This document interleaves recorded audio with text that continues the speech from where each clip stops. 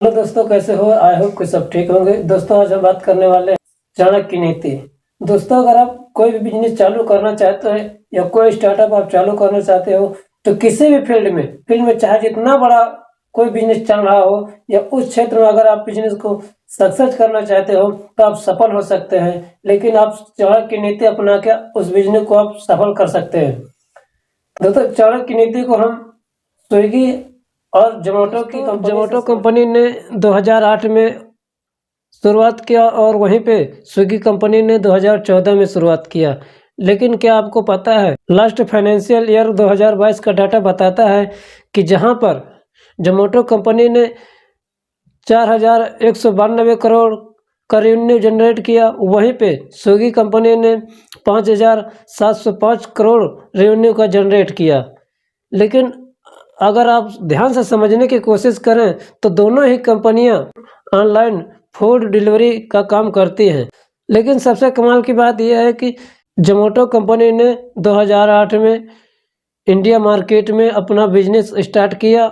जब ये business start किया इंडिया मार्केट में, तो उसको टक्कर देने वाला कोई भी कंपटीटर नहीं था।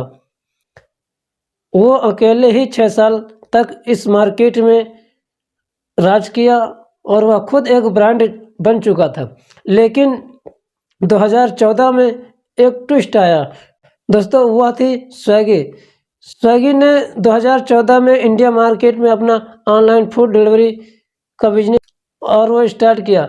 दोनों ही कंपनियां एक ही लेवल पे काम करती हैं। स्विगी कंपनी फाउंडर हर्षा मजेठी, रंजन रेड्डी और राहुल जमेनी ने इस बिजनेस को बेंगलुरु से स्टार्ट किया।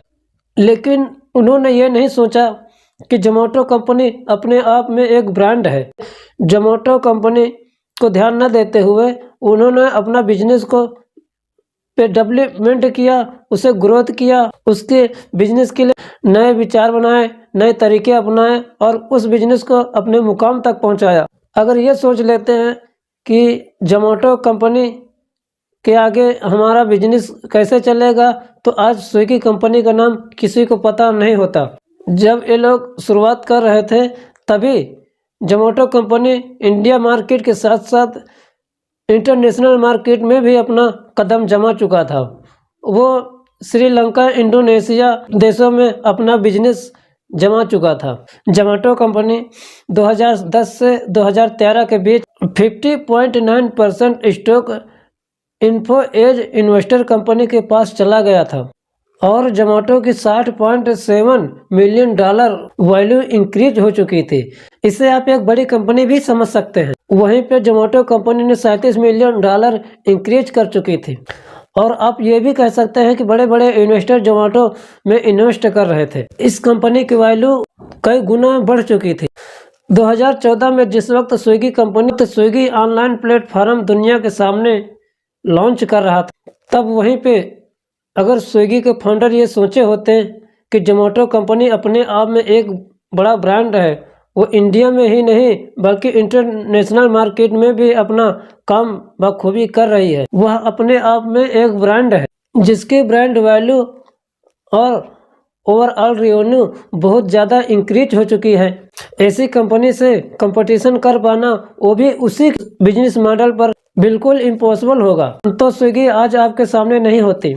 आप इसको चाणक्य की नीति से ये समझ सकते हैं। घनानंद जम्मू द्वीप का सबसे बड़ा साम्राज्य है जिसके सामने सिकंदर की सेना बड़ी रणनीति सोच कर बना रही है और उससे टक्कर लेने से कहीं ना कहीं डर रही है। और मगध के साम्राज्य को चंद्रगुप्त के जैसा छोटा सा लड़का घनानंद को हरा नहीं सकता।